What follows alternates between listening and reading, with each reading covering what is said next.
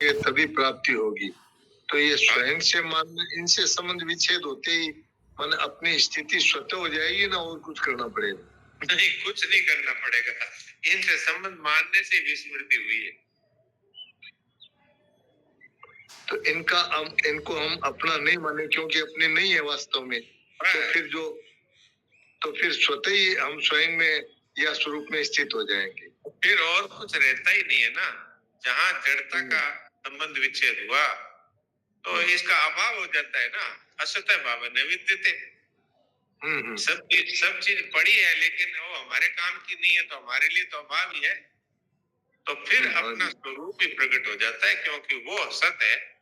असत का नाश होते ही तो केवल सत ही रहता है ज्ञान की दृष्टि से, और प्रेम की दृष्टि से फिर एक परमात्मा ही रहते हैं।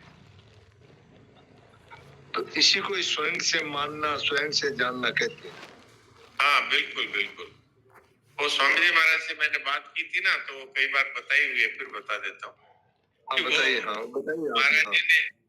महाराज जी ने कहा कि तत्काल प्राप्ति होती है। मैंने कहा आप भी बैठे हैं, मैं भी बैठा हूँ, मुझे अभी चाहिए प्राप्ति। तो कहा कि तुम अपने आप को मिटा दो, परमात्मा ही है तुम्हारी जगह। इतने में पूरा हो गया तत्व ज्ञान। माने जड़ता से पूर्णतया संबंध विच्छेद करते उनको हमारा नहीं है, ये मानना है आपने। हाँ, हमारा नहीं है और मैं नहीं हूँ, है ही नहीं कुछ।